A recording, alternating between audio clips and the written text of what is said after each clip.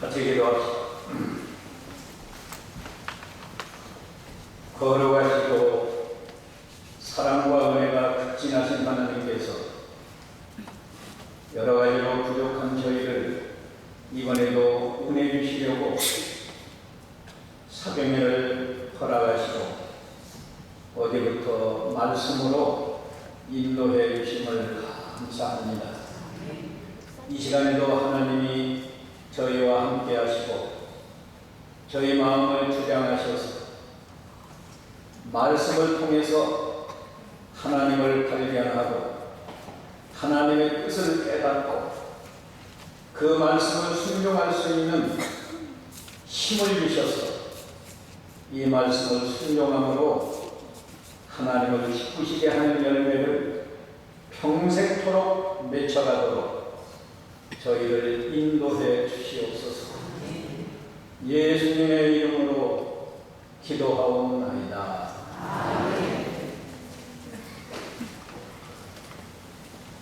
오늘 본문에 의한 설교 제목은 종으로 풀려간 요셉의 형통입니다. 종으로 팔려갔다.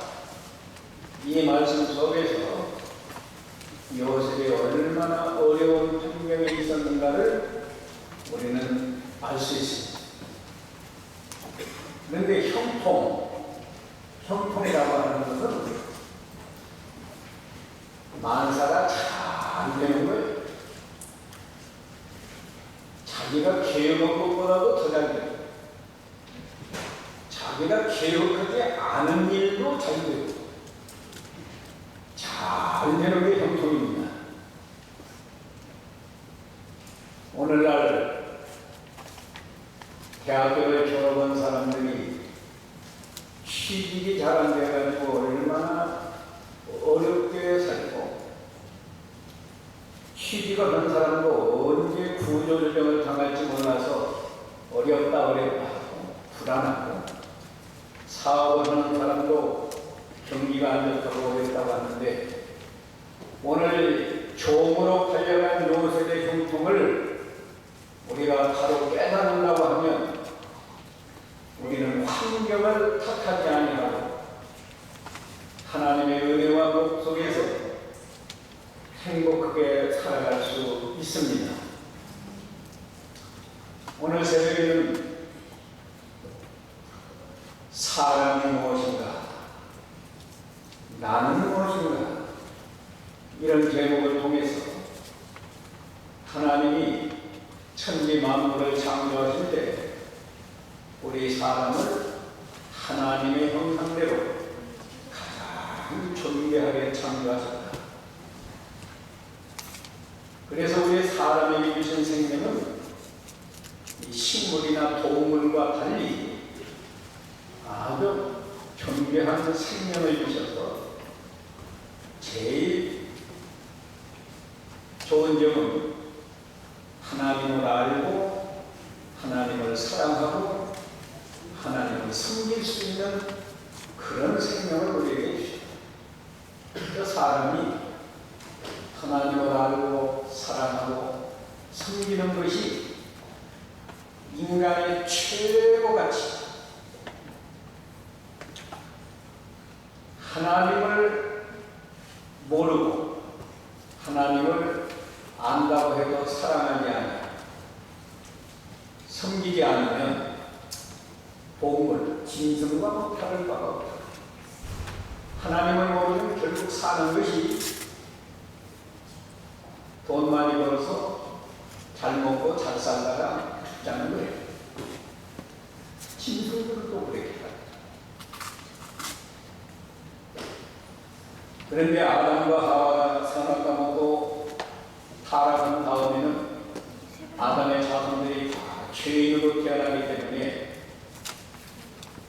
하나님을 아는 생명, 그걸 신학적으로는 영이라고 말하는데 영이 죽어서 저 불신자들은 하나님을 알지 못하고 사랑하지 못하고 섬기지 못한다. 아무리 돈을 많이 벌고 아무리 큰 권세를 얻어서 장관이고 대통령이 되어도 그 사람들의 신령 속에는 행복을 못 얻게 만족이 없어요. 그러나 우리 하나님을 알고 사랑하고 섬기는 사람, 바로만 하나님을 섬기면 마음의 천국을 이루고 산다. 오늘 새벽에도 말씀했습니다. 하나님을 안 섬기는 정도가 아니라 하나님을 안 섬기는 사람은 도덕적으로 타락을 해서 진성만도 못한 생활을 합니다. 그래서 막 사람을 함부로 죽이고, 요새는 참 험악한 세상. 자식이 부모를 죽이지 않나, 부모가 자식을 죽이지 않나. 그러나 하나님이 우리 인간에게 주신 생명은 도덕적인 생활을 위해서 다른 사람을 도와주고 유익을 주는 이런 선한 생활을 하도록 생명을 주셨다. 나무나 풀, 동물들은 자기만 살기 위해서 활동하는 거예요. 자기만 살기 위해서. 생존 유지를 위해서 활동하는 겁니다. 네. 우리 사람은 첫째는 하나님을 알고 사랑하고 섬겨. 두 번째는 다른 사람. 성경은 내 이웃을 내 몸과 같이 사랑하라. 우리가 도덕적인 생활을 하고 할 때 사람다운 사람이 되고 하나님을 섬기는 사람다운 건데, 도덕성을 잃어버리면 진성만도 못한다. 아침에 말했습니다.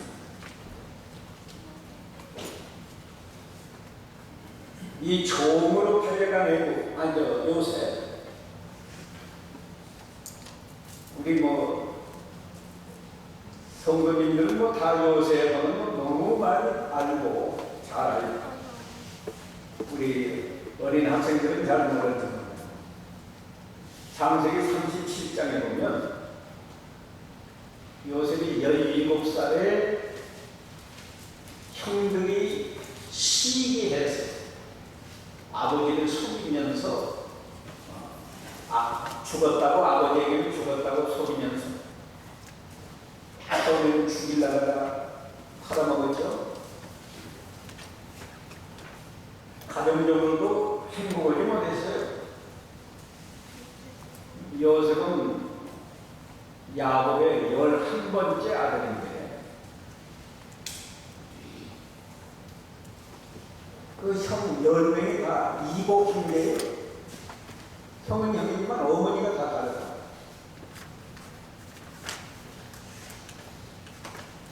요셉의 어머니 라헬은 요셉이 어렸을 때 죽었어요. 저 바다나람에서 가나안 땅으로 돌아오는 길에 요셉의 동생 베냐민을 낳고 낳자마자 죽었어요. 어머니 없이 자라나는데 형들 10명은 다 이복 형제가 되고 시기하고, 아버지 요셉이 아니라 야곱이 요셉을 다른 아들보다 사랑했어요. 사랑하는 아내 라헬이 처음 난 아들이지. 라헬은 일찍 죽었지. 그러니까 아마 아버지로서 더 치근이 여기고 요셉을 사랑해서 채색 옷을 입혀있더라. 그랬더니 형들이 그걸 시기했어요. 또 시기한 이유는 하나님이 요셉에게 꿈을 꾸게 해줬어요. 밭에서 곡식 단을 먹는데 요셉의 단은 가운데서 있고 형들의 곡식단이 삥 둘러서서 절하는 그런 꿈을 꿔요. 요셉이 꿈만 꾸고 그냥 지내간 게 아니고 요셉은 그 꿈을 통해서 안 거예요. 형님들이 자기에게 이렇게 굴복할 만큼 자기가 훌륭한 사람이 되게 해주실 걸 꿈을 통해서 안 겁니다. 바로 또 두 번째 꿈 꿨는데 그때는 하늘의 해와 달과 연한 별이 요셉에게 전하는 꿈을 꿨어요. 그건 요셉이가 앞으로 훌륭한 사람이 되어서 부모까지도 요셉에게 말하자면 절을 할 만큼 그런 훌륭한 사람이 될 것을 믿었다. 하나님이 그런 계시를 보여주셨고 요셉은 어려도 그것을 알았습니다. 그래서 꿈 이야기를 안 했으면 좋을 뻔했는데 꿈 이야기를 해주니까 형들이 네가 그럼 우리 왕이 되겠느냐? 하면서 더 시기를 해가지고 동생이 잘 되면 얼마나 좋겠어요. 그런데 타락한 인간은 시기하는 마음이 있어가지고 아주 미워하고 죽이려고 구덩이에 던졌다가 그리고 넷째 형 유다가 그래도 우리 고립이니까 죽이지는 말고 팔아먹자 해가지고 애국에 팔려갔잖아요. 종으로 팔려간 애국, 아니 요셉. 이보다 더 어려운 환경에 있는 사람 이 중에 한 사람도 없습니다. 우리가 성경을 그냥 읽고 지내가니까 그렇지 요셉이가 얼마나 어려운 환경에 있어 살았는가. 그런데 형통한 자가 되었다. 형통한 자가 되었다. 왜 형통한 자가 되었나? 2절 여호와께서 요셉과 함께 하심으로 그가 형통한 자가 되어 그 주인 애굽 사람의 집에 있으니 3절에 또 그 주인이 여호와께서 그와 함께 하심을 보며 또 여호와께서 그의 범사에 형통케 하심을 보았더라. 하나님이 함께 하시니까 형통한 자가 되었다. 왜 하나님이 요셉에게 함께 하셨을까요? 오늘 새벽에 사람이 큰 최고의 가치는 하나님을 알고 하나님을 사랑하고 하나님을 섬기는 게 있다. 우리 예수님은요 항상 하나님 아버지가 함께 하신다고 성경에 기록되어 있습니다. 우리 예수님이 사람의 몸을 입고 이 세상에 오셔서 우리와 똑같은 사람, 죄만 없고 겉은 똑같은 사람입니다. 그런데 예수님이 그렇게 많은 이적을 행하시고 평생 사시면서 한 번도 죄를 범하지 않고 이렇게 사신 것은 하나님 아버지가 항상 나와 함께 계신다. 어디에 있지? 요한복음 8장 29절에 그 말씀이 있습니다. 우리 다 같이 안더라도 찾아 읽어보세요. 요한복음 8장 29절. 우리 전도사님 한번 그 소리를 읽어보세요.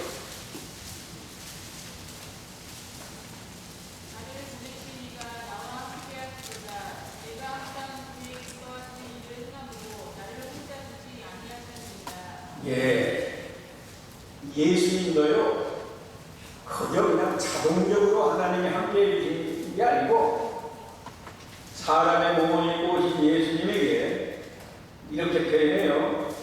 나를 보내시니가. 하나님 아버지가 예수님을 이 세상에 보내셨는데 그 하나님 아버지가 나와 함께 하시도다. 왜? 내가 항상 그의 기뻐하시는 일을 행함으로 하나님 아버지가 기뻐하시는 일을 행하기 때문에 하나님 아버지가 나를 혼자 두지 아니하셨다. 요셉이 하나님이 요셉과 함께 하셨다는 것은 요셉이 비록 어리고 어려운 환경이지만 하나님을 기쁘시게 해요. 하나님을 기쁘시게 해요. 우리도 어디에 하나님을 기쁘시게 하면 하나님이 찾아오셔서 나와 함께 하시고 하나님이 나와 함께 하시면 나보고 형통한 자가 되는 거예요. 걱정은 또 없지. 요셉은 어떻게 하나님을 기쁘시게 했을까? 어떻게? 하나님이 뭘 제일 기뻐하실까요? 그 해답은 히브리서 11장 6절에 있어요. 이 청년들, 참 귀한 청년들이 저기 참여했는데 히브리서 11장 6절 아까 찬양 잘하는 사람 누가 한번 읽어보세요. 네? 히브리서 11장 6절 어디에 있는지 잘 몰라요?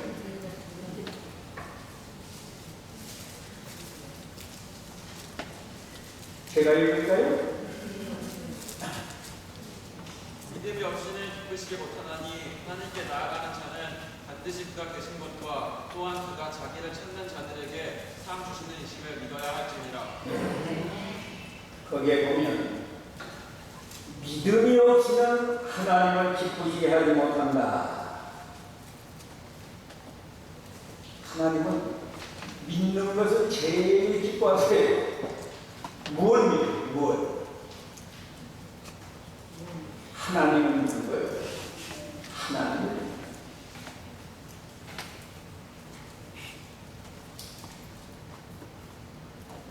어떤 하나님을 믿을까요? 오늘 교환에는 제가 이렇게 요셉이 살아계신 하나님을 믿었다. 세상 사람들이 보통 신이라고 믿는 건 다 우상신을 섬기잖아요. 그 우상은 다 죽는 거예요. 근데 우리 기독교가 믿는 하나님은 눈에 보이지는 않지만 살아계신 하나님을 믿어요. 뭐 살아계신 하나님을 설명하려고 몇 시간을 해야 되지만 오늘은 살아계신 하나님은 어디에 계실까요? 여기 여호와는 소인전에 계시니 온 천하는 그 앞에서 잠잠할지어다. 하나님은 성전에만 계시나요? 물론 성전에 계세요. 그래서 우리가 성전에 나와서 기도하고 찬송하고 얘기해요. 그러나 이건 하나의 상징적인 의미고 요셉이 성전에만 계시는 하나님으로 믿었다면 애굽에서 종살이 했는데 뭐 하나님 어떻게 믿으십니까? 살아계신 하나님은 천지에 충만하신 하나님. 그러니까 어디를 가든지 여기 하나님이 계시다. 이렇게 믿는 믿음을 하나님이 기뻐하십니다. 다 같이 한번 해볼까요? 하나님은 어디에나 계신다. 여기도 하나님이 계시고 여러분 가정에도 하나님이 계시고 여러분이 직장에 가면 직장에도 계시고 내가 종살이하는 집에 있을지라도 거기에도 하나님이 계시고 혹시 대통령이 되어서 대통령 자리에 앉아있어도 거기에도 하나님이 계시고 그럼 천국에 충만하신 하나님은 무엇 하시나? 하나님은 무엇 하시나? 교환에는 뭐라고 말했어요? 하나님께서 만사를 주장하신다.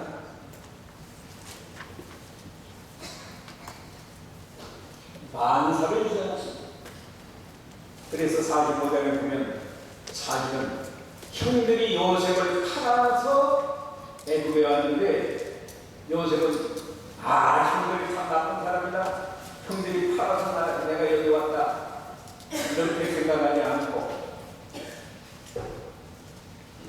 형들이 이제 요셉에게 반응했거든요.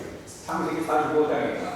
그러니까 두려워서 요셉이 보복하지 않을까 보고 두려울 때 당신들이 나를 팔았으므로 두려워하지 마소서. 한탄하지도 마소서. 하나님께서 생명을 구원하시려고 나를 당신들 앞서 보내셨나이다. 하나님의 거예요.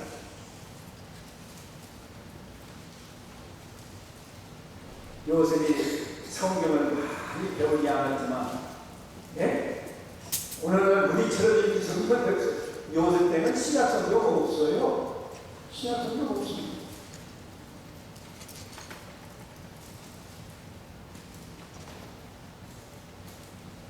모세도 태어나기 전 아니에요. 모세.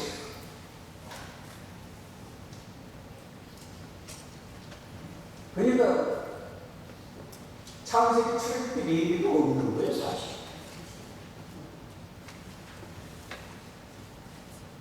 그런데 요셉은 자기 아버지가 체험한 하나님을 아버님을 통해서 자기 할아버지가 이삭인데 이삭이 경험한 하나님을 말해줘서 아브라함 증거 할아버지는 아브라함이 체험한 하나님, 그런 하나님을 아브라함이 가만히 있었겠어요. 자기 아들에게 다 말해주고. 아브라함은 야곱하고도 함께 살았어요. 히브리서 11장에 보면 아브라함이 이삭, 야곱으로 더불어 장막에 거했다 그랬으니까요. 야곱이는 아브라함이 체험한 하나님을 직접 들었다. 그 야곱이가 요셉에게 아브라함이 체험한 하나님, 이삭이 체험한 하나님, 야곱 자신이 체험한 하나님, 그 하나님을 이삭에게 잘 가르쳐줘서 그 말씀 듣고 믿는 거예요. 그런데 아브라함에게 나타난 하나님이나 이삭에게 나타난 하나님이나 야곱에게 나타난 하나님이 다 어떤 하나님? 살아계셔서 약속해 주시고 똑같이 세 사람 이 가나안 땅을 너와 내 자손에게 준다. 내 자손이 하늘의 별과 같이 땅의 티끌같이 번성하게 된다. 내 자손으로 인해서 천하 만민이 복을 받는다. 이런 약속에 믿어놨어요.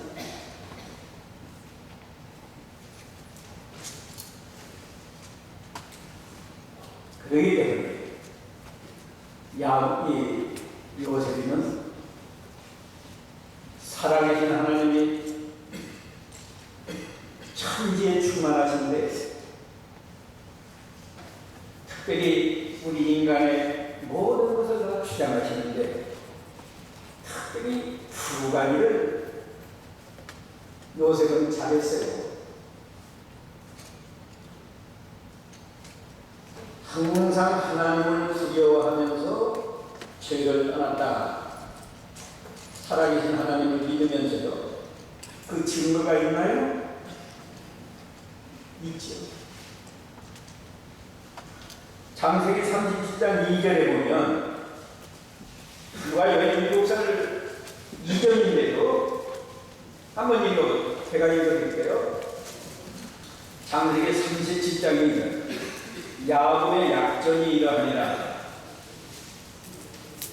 약점이라는 건 간략한 전기, 약점이 이러하다. 약점이 뭔가? 자, 요셉이 17세 소년으로서 그 형제와 함께 양을 칠 때에 그 아비의 첫 비라와 실바의 아들들로 더불어 함께 하였더니 형들하고 이복 형들과 함께 양을 쳤어요. 근데 그가 그들의 과실을 아비에게 보았더라. 어린 요셉이라고 할 때, 형들이 잘못하는 게 눈에 띈다. 성경에 구체적으로 뭔가는 기록이 안 되겠지만, 이 형들이 서로 싸운다든지, 형들이 아버지를 속이고 산에서 양을 잡아서 자기들이 먹었다든지, 팔아먹었다든지. 하여튼 요셉의 눈에 보일 때, 형들이 이거 잘못하는구나. 그걸 아버지에게 그랬어요. 형님이 이런 일을 한다.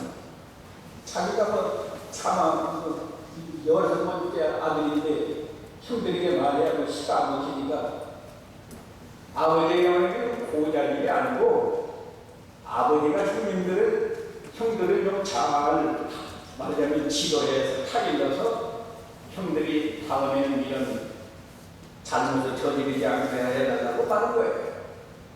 이걸 보면 요셉은 어려서부터 바르게 살아가는 정신이 있었던 거예요. 이거 아주 중요합니다. 바르게 살아가는 정신. 이런 정신이 있기 때문에 39장에도 가면요, 보디발의 아내가 요구지 않습니다. 보디발이 자기 주인, 보통 주인 바로 왕의 시위대장, 요새로 하면은 경호실장, 대통령 경호실장. 그 당시 대통령 경호실장이면 왕 다음으로 말하자면 권세가 있는 사람 아니겠어요? 그 사람의 아내가 요구다. 인간적으로는 그 사람 요구를 들으면 이제 종생활은 끝나는 겁니다. 네? 얼마나 잘해주겠어요. 음식도 좋은 음식만 주고 일도 안 시키고 당신 그냥 감동만 하고 있어라. 그럴 건데 요셉이가 어떻게 했어? 이 39장 9절 오늘은 조금 비켜나가지만 9절 한번 우리 다 같이 읽어봅시다. 이 집에는 나보다 큰 이가 없으며 주인이 아무것도 내게 금하지 아니하였어도 금한 것은 당신뿐이니 당신은 자기의 아내이니라. 그런즉 내가 어찌 큰 악을 행하여 하나님께 득죄하리이까. 하나님이 사람 눈에는 안 보이잖아요. 그런데 가나안 땅이 아니고 이 애굽 땅에 왔어. 여기도 하나님이 계시는 천지에 충만하신 하나님은 여기에도 계시고 여기에서 나의 일거수 일투력을 다 보시고 계시다. 어찌 하나님 앞에서 이런 큰 악을 행해서 죄를 범하겠습니까? 보고 단호하게 죄를 거절했어요. 우리 첫 시간에 믿음이 자라나려면 무엇보다도 죄를 회개해야 된다. 죄 때문에 믿음이 자라나지 않고 멈춰야 된다. 둘째 시간에는 회개의 열매는 죄를 끊어버리고 회개했습니다. 회개의 열매는 사죄의 확신을 가지고 죄를 다시는 범하지 않고 죄를 범하는 자리에서 끊어버립니다. 그래서 자기 마음이 순수하고 깨끗한 마음이 되는 것이다. 요셉이가 죄를 이렇게 철저히 끊어버리니까 하나님이 기뻐하셔서 함께 해주십니다.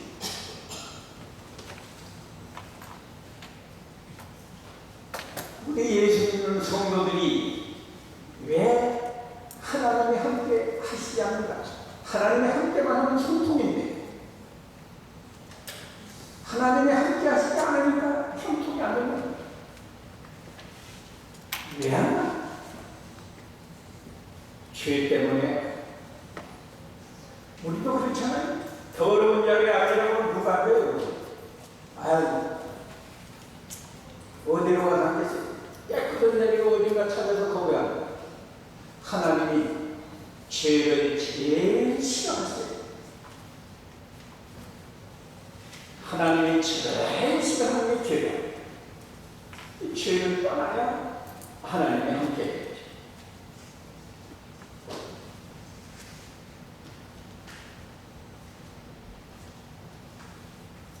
믿음이 없이는 하나님을 기쁘시게 할 수 없는데 우리는 하나님을 믿어서 하나님을 기쁘시게 하는데 하나님은 어떤 하나님? 죄를 미워하시는 하나님을 믿는 거예요. 간단하게 말하면 아주 핵심만 말하면 나는 하나님을 믿는데 어떤 하나님을 믿느냐? 죄를 싫어하시고 미워하시는 하나님. 그 하나님을 믿으면 우리도 죄를 떠날 거 아니에요? 보디발의 아내처럼 죄의 유혹이 내 옷깃을 붙잡고 이번 한 번만 죄를 보면 너는 큰 성공이다. 이번 한 번만 죄를 보면 큰 뭐가 나온다. 그 죄의 유혹 때문에 다 죄를 범하고 망하는 거예요. 왜 도박을 망합니까? 도박 한번 잘하면 그냥 뛰고자.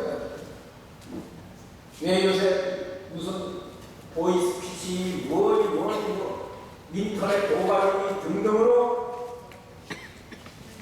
사람을 속이고 죄를 짓는 이유가 뭐예요? 그 죄를 범하면 유익이 날 줄로 믿는 거예요. 잘 될 줄로 믿는 거예요. 보디발의 아내가 요셉을 유혹을 얼마나 피끌린 청년이고 인간적으로도 부모를 떠나서 얼마나 유럽게 살았겠어요. 그런데 그 유혹을 받아들인다고 하면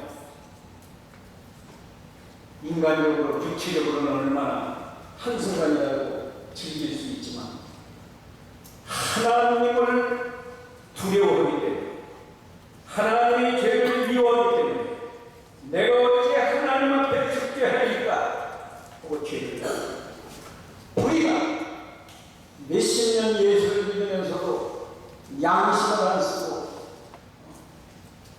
죄를 범하면 하나님이 함께하지 않아요. 목사라고 장로라고 죄를 범하는 그 순간에 하나님이 외면해.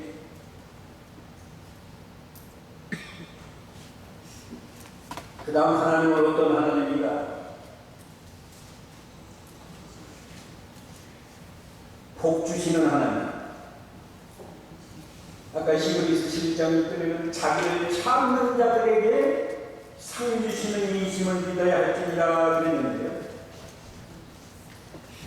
풀어서 하면 복 주시는 하나님. 하나님은 죄를 미워하시는 하나님이시지만 또 한편으로는 복 주시는 하나님인데 아무에게나 복을 주시지 않고 누구에게 복을 주세요?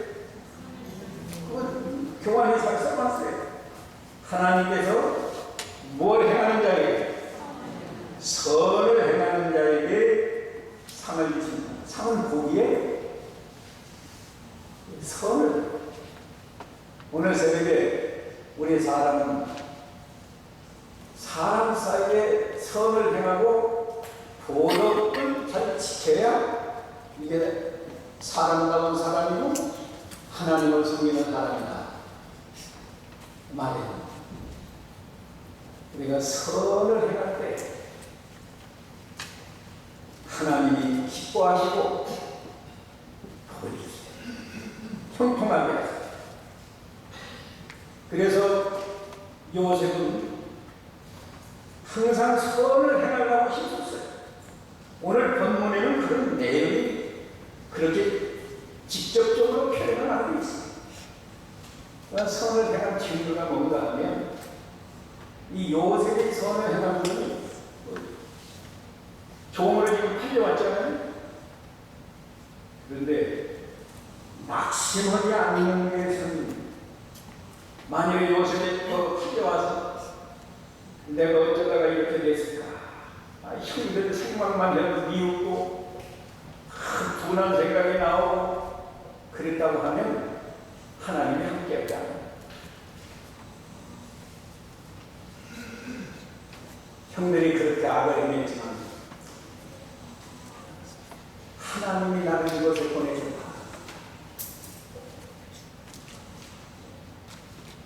형들은 나를 죽이려고 했지만 나는 형들을 도와줘야 되겠다. 네? 우리 인간은 다른 사람을 첫째는 하나님 잘 섬기라고 최고로 존귀하게 창조하셨지만 두 번째는 다른 사람에게 유익을 주고 도와주라고 우리에게 도덕성을 주신 거예요. 그래서 요셉은 형들을 원망하지 않고 또 자기 자신의 처지가 그렇게 얼마나 불행한, 인간적으로 보면 불행한 처지에 있었지만 낙심하지 않고 오히려 소망을 바라보고 믿음으로 살았어요. 무슨 소망? 하나님이 주신 약속 있잖아요. 아브라함, 이삭, 야곱에게 계속해서 주신 약속이 가나안 땅을 너와 네 자손에게 준다. 그렇기 때문에 요셉은 내가 애굽에 와서 종살이를 하지만 분명히 하나님이 약속하신 대로 나는 가나안 땅으로 언젠가는 돌아간다. 자기 생전에 그 꿈이 안 이루어지니까 자기 형들과 조카들에게 그 후손들에게 해골을 밀고 가나안 땅으로 올라가시오 말했잖아요. 또 자기에게 직접 준 하나님의 말씀이죠. 잠깐 형들이 다 내게 굴복하고 부모까지도 내게 결혼하는 그런 위대한 사람이 될 수 있다. 그 소망을 가지고 소망이 있으면 낙심하지 않습니다.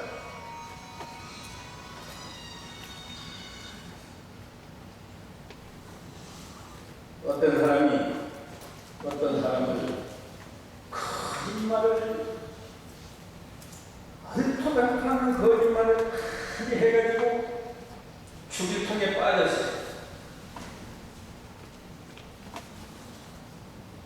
근데 그 사람이 기도합니다. 네가 죄를 범하지 않았으면 하나님이 너와 함께 하실 것이다. 걱정하지 마. 그래서 한동안은 그거 모함을 하니까 얼마나 복잡한 과정을 겪었지만 그 다음에 잘 지내갔다고 해요.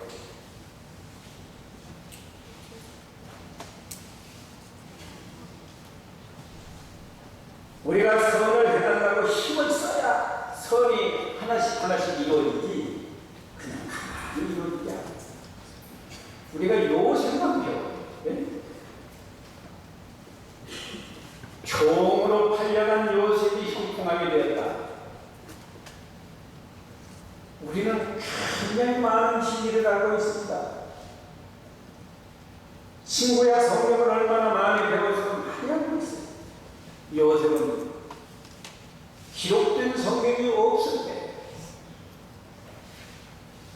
아마 증조 할아버지 아브라함, 할아버지 이삭, 아버지 야곱 이 3대를 거쳐서 체험한 최소한으로 그러는 거예요. 사실은 아담이 이 창세기에 있는 아담의 경험을 당한 사람들은 아담이 960세까지 살면서 노아 때까지 전해졌어요, 아브라함이.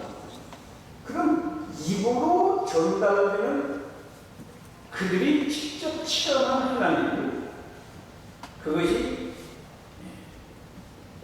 입으로 전달이 되어가지고 요셉이 그 말들은 다 아니더라도 우리만큼은 성경을 이렇게 자세히 보대요.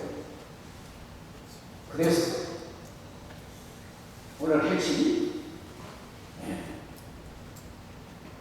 살아계신 하나님을 믿는데, 하나님은 죄를 미워하시는 하나님은 죄를 미워해서 반드시 심판하시기 때문에 나는 어떠한 경우에도 죄를 범할 수 없다, 그런 믿음으로 살았습니다. 두 번째는 하나님은 복을 주시는 하나님, 선을 행하면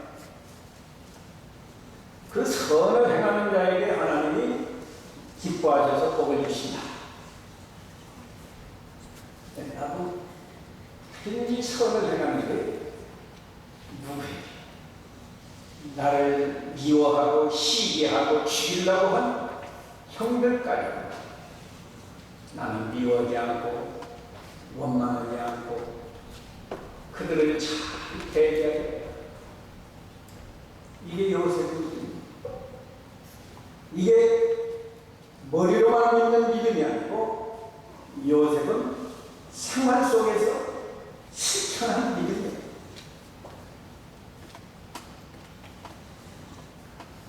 선한 생활을 어떻게 해요? 첫째, 선한 생활은 우리가 양심을 써야 선한 생활이거든요. 성경을 우리가 다 많이 배웠어도 잘 기억이 안 나죠. 정작 어떤 사건에 딱 부딪히면 말씀이 생각 안 나요. 그때 제일 내가 먼저 수정해야 내 속에 역사하는, 양심을 통해서 역사하는 하나님의 감동을 받아야 되는데 선한 양심을 써요. 사도 바울이 사도행전 23장 1절에 복정에서 그랬어요. 내가 범사에 양심을 따라서 하나님을 섬겼다. 네? 양심을 따라서 하나님을 섬겼다. 사도 바울이 사랑하는 제자 디모데 목사에게 편지하면서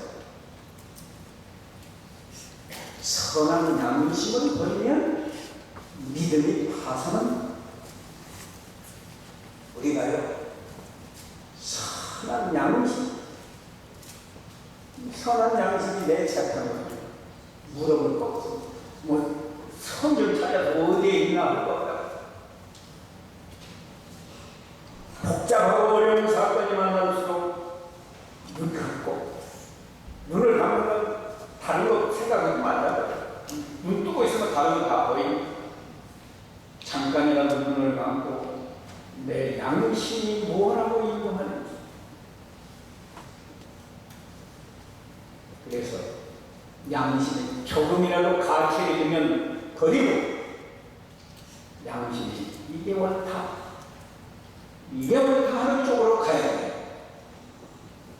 그런데 거짓말하는 욕심 때문에, 돈 욕심 때문에 선한 양심을 버리고, 사람들에게 인기를 얻으려고 양심을 버리고, 권세를 얻으려고 양심을 버리고, 순간의 쾌락을 위해서 양심을 버리니까 하나님이 미워하는 죄를 해요.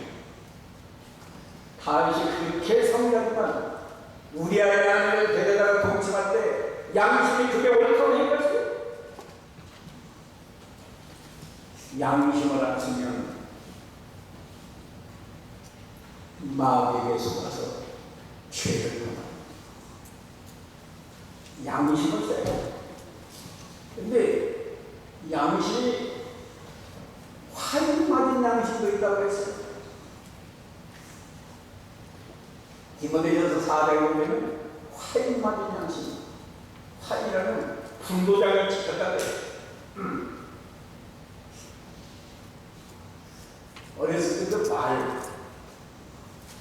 말을 곧 풀리고 막 달아내니까요. 거기다가 그 소유주가 표시를 해요. 엉덩이에다가 예를 들면 김치 아니면 김이라고 쓰든지 아니면 무식하면 그냥 동그라미를 하나 그리든지 세모를 그리든지 뭐 이렇게 표시하는데 그냥 표시하면 남나요? 쇠를 불에 담궈가지고 말을 잘 묶어놓고 벌렁 쇠꼬챙이로 지지는 거예요. 그러면 털은 타고 가죽이 개어요. 그러면 며칠 있으면 그게 낫는다. 나오는 흉터에는 털이 나지 않아요. 털이 나지 않으니까 엉덩이에 그게 다 표시가 있다. 어디가 도망가도 그 표시를 보고 이건 우리만이다 하는 그게 화인. 화인 맞은 양심은 양심이 마귀가 되어서 감각이 없어요. 죄를 범해도 가치가 없다고.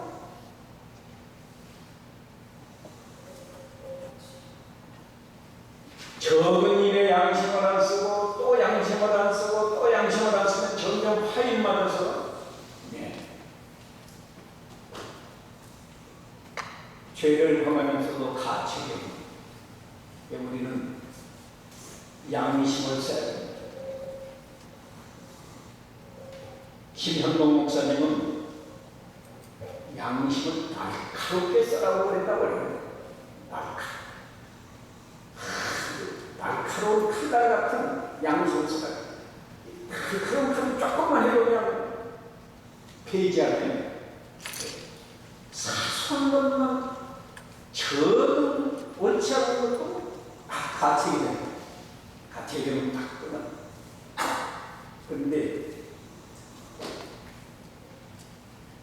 하루살이는 걸러내고 나파는 삼키는 그런 양심 같지 말고 큰 일일수록 가치를 더 심어가는 거예요. 선한 양심을 쓰고 하나님 말씀을 순종할 때 선이 이루어질 때 하나님이 기뻐서 함께 해주시고 복을 주십니다.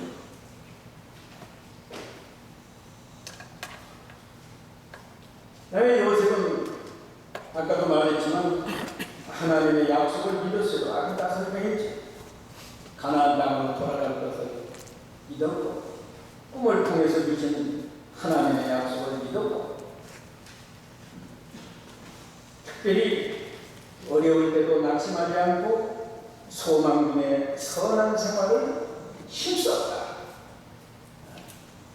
힘쓰지 않고는 되는 법이 없어요. 하나님이 그냥 공짜로 거저주는 은혜가 있습니다. 믿음으로 부르는 거예요. 근데요, 믿음 자체가 하나님이 주시는 은혜라는 뜻이고, 가만히 있어도 믿음이나요? 아니요. 죄를 회개하고 복음을 믿어라. 우리가 회개하려고 힘을 쓸 때, 하나님이 은혜 주셔서 회개가 이루어지는 거. 나도 좀 믿어봐야 되겠다. 믿어보려고 힘을 쓸 때 하나님이 은혜 주셔서 믿어지는 것이지 내 힘으로 믿는 건 아니에요. 그러니까 우리가 무엇이나 힘써야 되는데 오늘 우리가 하나님을 믿어서 하나님을 기쁘시게 할 때 하나님이 함께 해주십니다. 너무 복잡한 기억하기도 어렵니다. 어떤 하나님을 믿을까? 딱 두 가지만 말한다면 무엇을 미워하는 하나님이? 기뻐하시는 하나님. 그 다음에 뭘 기뻐하시는 하나님? 뭘 기뻐해요? 선을 기뻐하시는 하나님. 선이 뭐냐? 양심을 지키고 하나님 말씀을 순종할 때 하나님을 위한 선이 되고 사람에게 대한 선이 다 이루어집니다.